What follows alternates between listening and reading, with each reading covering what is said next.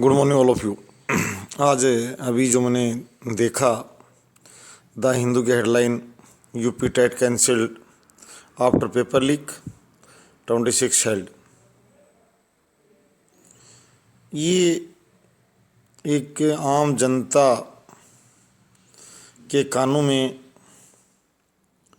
अनुभव न की जाने वाली आवाज़ बन चुकी है।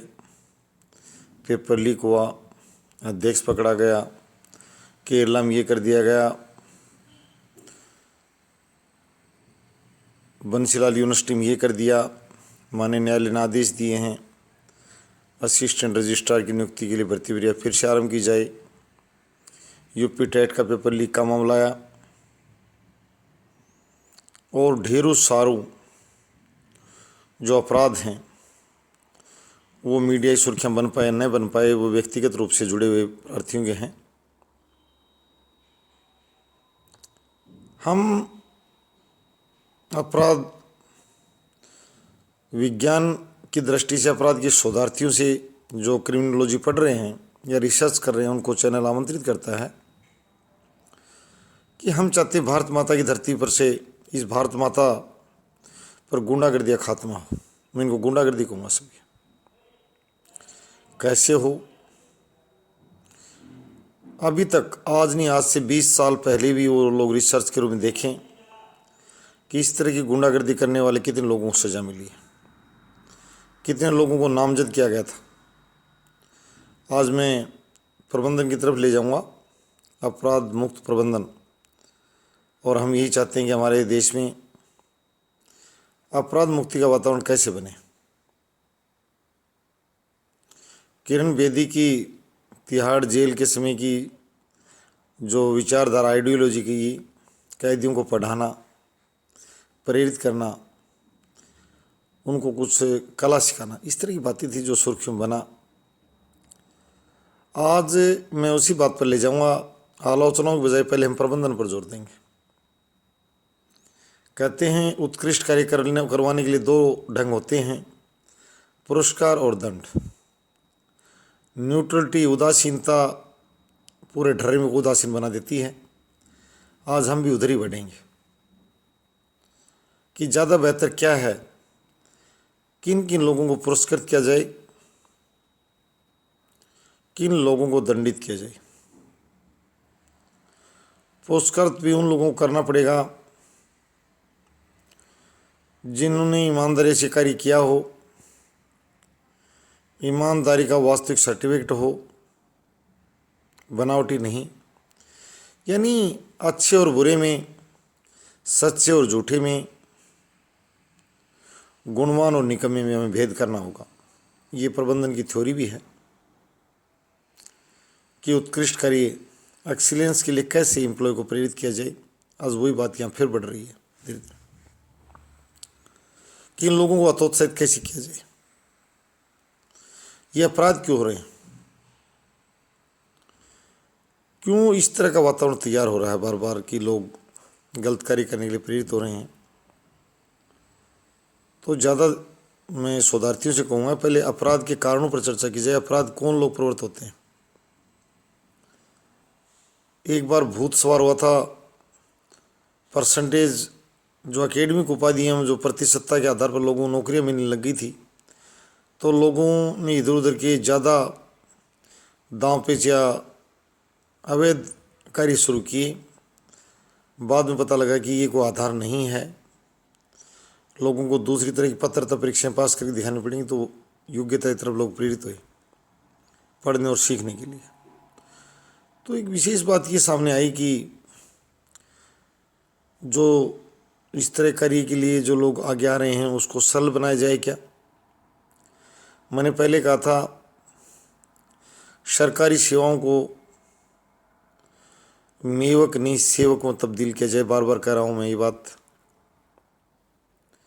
यदि बगैर वेतन और भत्तों के राष्ट्र सेवा के नाम पर सेवानिवृत्त व्यक्ति को ये कहा जाए आपको बड़ी राशि बतौर पेंशन मिल रही है, और सेवानिवृत्ति के बाद में आप थोड़ा दिन सूचना आयोग, सेवा आयोग, युवा आयोग, किसी प्रकार के आयोग का कार्य देख लें, तो वेतन भत्ते बंद करने के बाद में असली राष्ट्रभक्त सामने आएंगे। योग्य और निष्ठावान व्यक्ति। और भारी भरकम मात्रा में अगर सुविधाएं दी गई तो दौर अलग प्रकार से हो जाता है। शासन के लोग, जो कार्यपालिका है, वो अपने लोगों को कहते फिटिंग प्रोग्राम शुरू कर देती है। वहाँ योग्यता नहीं, बड़ी सुविधा प्राप्ति में वो अपने लोगों को वहाँ समायोजित करने के लिए अपनी गतिविधियाँ तेज कर देती है। आज उसी कड़ी में अपराध हो रहा है। क्यों, मुझे शोध की बात मैं इसलिए आपसे साझा कर रहा हूँ। मुझे एक सरपंच महोदय ने बताया कि उनके गांव में बड़ी मात्रा में, बड़ी संख्या में, संख्या में भीख मांगने वाले लोगों की संख्या थी। बाद में मुझे लोगों ने देखा कि आज 21वीं शताब्दी में भारत प्रवेश कर गया और इस बुराई से ग्राम पंचायत क्षेत्र को कैसे मुक्त किया जाए। उन्होंने सभी भीख मांगने वाले लोगों से संपर्क साधा। कुछ ने कहा कि हमारा पुश्तैनी पेशा है और मैंने इसी को अपनी आजीविका का साधन बना लिया। उसको समूह में लोगों ने धमकाया और फैसला भी किया कि यदि आगे से आप इस तरह ये कार्य करेंगे तो हम आपको भीख के रूप में कुछ देंगे भी नहीं। और उस युवा को लोगों ने कार्य करने के लिए प्रवृत्त किया, जिससे राष्ट्र की कार्यशीलता, राष्ट्र में कुछ 41 साल कार्यशील व्यक्तियों की संख्या वृद्धि हुई। बड़ी अच्छी पहल थी पंचायत की। और उस युवा ने भी कुछ दिन के बाद में उस धंधे को अलविदा कह दिया, नहीं गया। उसके बाद वो उसको बताया कि भाई इस तरह की कोई प्रथा नहीं है कि पुश्तैनी रूप से किसी समुदाय को या किसी को इस तरह को लाइसेंस दे रखा हो सरकार ने, समाज ने, भीख मांगने का ऐसा कुछ नहीं है। दूसरे ने बताया कि मुझे परिश्रम के बजाय ये कार्य आसान लगता है, क्यों मैं बेशर्म हो चुका हूँ। उसको बताया गया कि आप बेशर्म हैं या शर्मिंदगी महसूस कर रहे हैं, आपको दिया ही नहीं जाएगा। एक सामूहिक फैसला से दिया गया कि इस तरह की युवा भिखारियों को भीख नहीं दी जाए। वह अप्रत्यक्ष रूप से राष्ट्र और समाज को नुकसान ही कर रहे हैं।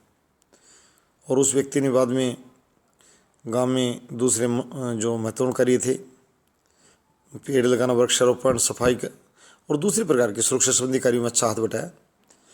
बड़ी अच्छी पहल थी उस पंचायत की। मैं कह रहा हूँ वो इस तरह की पहल 2 लाख पंचायतें और नगर परिषदें ऊपर की स्तर तक करें। अधिकारी मोदी से मैं कहूँगा सिर्फ निर्वाचित सरकारें और आरोप प्रत्यारोप लगाना राजनीतिक दलों के भरोसे नहीं छोड़ने में इस तरह की बातें। ये मजबूत शिक्षित समाज को एड्रेस में कर रहा हूँ कि वो इस चीज़ के लिए अपनी भूमिका निभाने को आगे आए। और वो लोग भी आगे आए जो 60 वर्ष से बड़े हैं, सेवानिवृत्त हो चुके हैं, जो आजीविका साधन के रूप में पेंशन प्राप्त करें। उन लोगों को भी इसमें अच्छी भूमिका अदा करनी चाहिए। एक समाज निर्माण कीजिए, समाज निर्माण के बाद राष्ट्र निर्माण अपने आप हो जाएगा, अच्छे समाज के निर्माण में। इसमें वो आगे बढ़ें कि जो तीसरी प्रकार के जो भिखारी थे उन्होंने बताया कि असहाय होने का परिचय दिया कि हम खाएं क्या। वो वृद्ध थे या अपाइज यानी विकलांगता से जैसे भी थोड़ा होता उनको कोई डिसेबल थे वो, तो उनको सहयोग किया पंचायत ने कि आप कोई मांगना नहीं, इसे गंदे शब्द को प्रयोग नहीं करना है कि मांगे नहीं, इससे सभ्य समाज को बेइज्जत होना पड़ता है। हम आपको सहयोग बोलेंगे, हम हमारी जवाबदेही निभाएंगे युवा, और आपको हम सहयोग करेंगे। सरकार की तरफ से कुछ सहयोग दिला पाते हैं सरकारी नीतियों तहत तो अच्छा है, वरना ग्राम स्तर पर पंचायत मोदी ने स्वयं, सरपंच मोदी ने स्वयं और पंचायत प्रतिनिधियों ने उनको कहा कि आपको इस तरह की समस्या नहीं झेलनी पड़ेगी कि आप अपनी असहायता की अवस्था में और इस घृणित कार्य को अंजाम दिए। हमें अच्छा नहीं लगा, हम आपके सहयोग के लिए तैयार हैं, हम आपको दूध भी पिलाएंगे, घी भी खिलाएंगे, हम चिंता ना करें, हम आपके लिए मदद के लिए तैयार खड़े हैं यहाँ और सहयोग करेंगे, हम हमारी जवाबदेही निभाएंगे। आप इस शब्द का प्रयोग नहीं करें। उस पंचायत से वो शब्द सदा के लिए विदा हो गया। तो आज मैं ये भारत के बुद्धिजीवी पत्रकार साथियों और विधिवेताओं से कहूँगा कि विधिवेता भी इस कार्य में अहम भूमिका निभाएं। Respect to the constitution, obedience the law को बनाएं भी और लागू करें। एक मैं ये जो लागू करने और लागू जो निर्माण का कार्य विधायिका का लागू करने कार्यपालिका दोनों से मैं एक बात विशेष रूप से कहूँगा, कानून बनाएं और बनाने तो उसको लागू भी अच्छे ढंग से करें। मैं देख रहा हूँ बार बार ये अपराध भी इसलिए बढ़ रहा बार बार कि दहेज के जो अदालतों या दूसरे मामले बढ़ रहे हैं। हमारी विधायिका ने बना रखा है इस तरह कानून की दहेज को एक प्रकार से दंडित घोषित कर रखा है, गैर कानूनी घोषित कर रखा है। पर देखने में आ रहा है कि उसका ठीक ढंग से उससे कानून की पालना नहीं करवाएगी। मैं कहना चाहता हूँ समाज कल्याण विभाग को भी हमने बार बार भेजा कि भैया आपके ज़िले में इस तरह के मामले काफ़ी आ रहे हैं, आप सिर्फ समाज कल्याण अधिकारी अपना नाम न बताएं, आपको बहुत बड़ी जवाबदेही दे रखी है। आप भी देखें इन मामलों को और पंचायतों को और दूसरों को प्रेरित भी करें। इस तरह के लोगों को दंडित भी किया जा सकता है, इसको बात नहीं दंडित ना किया जाए। मैंने पहले कहा पुरस्कृत और दंडित करने की व्यवस्था साथ साथ चलानी पड़ेगी। और मैं ये भी कहूँगा कि रैंडमली मैं आज ये भी जो क्रिमिनोलॉजी के शोधार्थियों से एड्रेस कर रहा हूँ, आईपीएस लॉबी को विशेष रूप से एड्रेस कर रहा हूँ। इंडियन आईपीएस लॉबी जो है वो इस बात में ज़्यादा सामने आए कि एक ज़्यादा बेहतर ये भी तरीका है कि उन लोगों को, तो ये बात विशेष रूप से यही है कि आईपीएस लॉबी भी इस पर देख ले कि अपराध का कारण क्या है। और मैं यही कहूँगा कि बेकारी की अवस्था में इस तरह जैसे तैसे वो आदमी अपना नैतिक कर्तव्यों को, और वो कहते हैं ना भूखे भजनों में गोपाला वाली बात है, उन लोगों को न्यूनतम, मैंने पहले कहा था कि छोटे वेतन की नौकरियां सरकारी सेवा में पैदा की जानी चाहिए, छोटे वेतन की, नहीं इस तरह की भारी भरकम सुविधाओं से युक्त कि एक व्यक्ति को गाड़ी बंगले सुरक्षाकर्मी दे दिया गया, वो दौड़ धूप लगाता हुए तरीके से अंदर घुसने के लिए, इस तरह सुविधा प्राप्त करने के लिए। मैंने पहले कहा कि जितने भी राजकीय पद हैं उनको मेवों को बदल दिया जाए और अपराध के प्रति भी एक प्राथमिक स्तर पर प्रयास किया जाए। कहाँ से, क्योंकि ये अपराध का मामले, अब मैं अपराध की तरफ आऊँगा। आईपीएस लॉबी कहूँगा कि खुद आईपीएस अधिकारी, मैंने अखबार पढ़ा, राजस्थान का आईपीएस कैडर का अफसर टंडन जो भगोड़ा घोषित है, लुकआउट नोटिस जारी किया है और बहुत ही संगीन अपराध में भगोड़ा है। राज्यपाल महोदय भी एक दो को माननीय न्यायालयों को कहना पड़ा कि भाई आप जो है उस पद से इस्तीफा दे कर आओ। अध्यापक सम्मानित गुरुजी कहते थे, महात्मा चिकित्सक, न्यायाधीश, सर्वोच्च न्यायालय के न्यायाधीश नामजद हुए हैं संगीन अपराधों में। तो एक ये मानसिकता पैदा की जाए कि इनको अपराध माना जाए कि नहीं माना जाए, या तो अगर ये कोई बहुत बड़े ये इनको कोई क्या ज़रूरत पड़ रही है इस तरह अपराध करने की। अगर वेस्टर्न कल्चर अडॉप्ट कर दी जाए यहाँ तो वो देख लो कि भाई उनको इस तरह के अपराध की परमिट दी जाए क्या, या उनको किस तरह उनको शिकंजा का सजाया। अभी तक संदेश अच्छा नहीं जा रहा समाज में। सर्वोच्च न्यायालय न्यायाधीश तक नामजद हो चुके हैं और अपराधों में, और अध्यापकों, चिकित्सकों, अधिवक्ताओं, संतों, महात्माओं, अनेक जो पदनाम धारण जिन लोगों ने कर रखा था, उसके बाद में आम सामाजिक धारणा आई कि गुणी को पूजा जाए, किसी पद नाम से न पूजा जाए कि वो किस पद प्राचीन है। तो मैं जो टॉपिक आज उसी पर मैं लेकर आया हूँ कि गुणों का विकास किया जाए। सभी अभिभावकों से मैं अनुरोध करता हूँ कि सबसे बड़ी भूमिका अभिभावक निभाएं पहले, और सरकार जो रोजगार के लिए तांडव जो मचा हुआ है, मैं सरकारों से कहूँगा कि वो इस मामले में आँख मिचौनी ना करे। सारी समझ जो ये व्यक्ति जो बैठे हैं अपने आप को इतना समझदार न माने कि दूसरे व्यक्ति जो करे वो बेवकूफ़ हैं। मैं उनसे विशेष अनुरोध करता हूँ कि छोटे वेतन की नौकरियों के लिए नौकरियों में भरमार लगाएं या सुरक्षा के क्षेत्र में समाज को सुरक्षित माहौल देने में, शिक्षित माहौल देने में, और वित्तीय माहौल हरा भरा यानी वृक्षारोपण के क्षेत्र में और स्वच्छता के क्षेत्र में स्वास्थ्य ढेर सारे कार्य दिए जा सकते हैं। पर मैं कहूँगा 2 हाथ से 20 हाथ कहीं ज़्यादा काम करेंगे उसी वेतन में।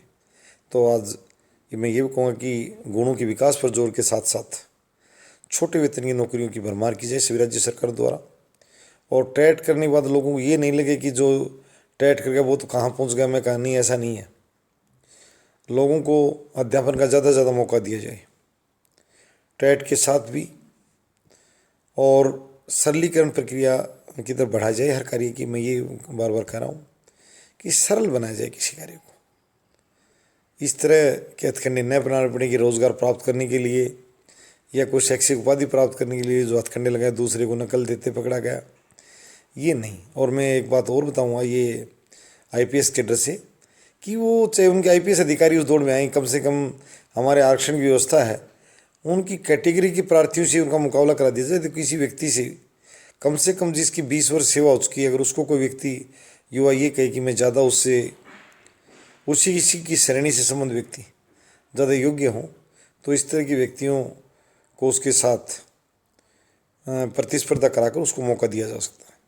ये भी एक इनोवेशन है, एक नव अनुसंधान है कि आप ज़्यादा से ज़्यादा प्रतिस्पर्धा, यानी सेव में मैंने एक टॉपिक बनाया कि इनको सेवकों को जो है ना मेयो न बनाकर सेवक बनाया जाए, बड़ी संख्या में इनको नियोजित किया जाए। छोटे वेतन में जब ज़्यादा कार्य करेंगे तो ये लोग इतनी ज़्यादा अवैध धंधे तो पन पाएंगे नहीं। ज़्यादातर वही लोग आएंगे जिनका कार्य करने में काफ़ी रुचि है या थोड़े जो नैतिकता से भरे हुए वो लोग ज़्यादा आएंगे। सिर्फ जो धन या सुविधाओं के लिए जो लोग घूम रहे हैं वो लोग उस स्थान को छोड़ देंगे और अच्छे व्यक्ति नियुक्त होंगे, जिससे समाज और राष्ट्र की छवि सुधरेगी और लाभ होगा। तो मैं सभी कार्यपालकों से और विधायिका जुड़े लोगों से अनुरोध भी करूँगा मैं इस मामले में, और आईपीएस लॉबी से भी जो क्रिमिनोलॉजी पढ़ चुके और जजेस से भी, कि इसे हल्के में न लें। अच्छा नहीं लगता तीसरे दिन हर व्यक्ति बारे में यहाँ वहाँ पेपर लीक होगा, वहाँ ये होगा वो होगा। नहीं, हमें अपराध के बारे में इतनी बातें सुननी नहीं है। और इसके लिए हम चाहते हैं कि युद्ध स्तर पर आप बच्चों को शिक्षा और करियर से पहले ज़्यादा गुणी बनाने पर जोर दें। गुणी बच्चा परिवार, समाज और राष्ट्र के लिए काफ़ी महत्वपूर्ण और एक प्रकार से मैं कहूँगा कंट्रीब्यूटर कहा जाएगा वो होता है। तो इस पर जोर दें और सभी अपनी लॉबी को इस तरह के, मैं बच्चों से भी कहूँगा, शिक्षा क्षेत्र के लोगों से, इस तरह के लोगों से नफरत करें। मैंने पहले इस तरह वीडियो डाला था कि किसी एक महात्मा संत का नाम लेने से सभी संतों को गंदी नज़र से नहीं देखें। एक जज को किसी अपराध में संलिप्त मान लेने सभी जजों को, जिनकी संख्या हजारों में भारत में, तो उनको गलत दृष्टि न देखें। मैं उस बात को ही नहीं कह रहा कि वो को वर्ग बुरा है, उस वर्ग में कुछ बुरे, यही मेन बात है। तो सभी जो आम जो नागरिक और सभी जो जवाबदेह लोग, कार्यपालक और विधायक, मैं उनसे कहूँगा कि वो गुणों के विकास पर जोर दें, ज़्यादा लोग उनको गंदी नज़र से न देखें और वास्तविक राष्ट्रभक्ति का परिचय दें। धन्यवाद।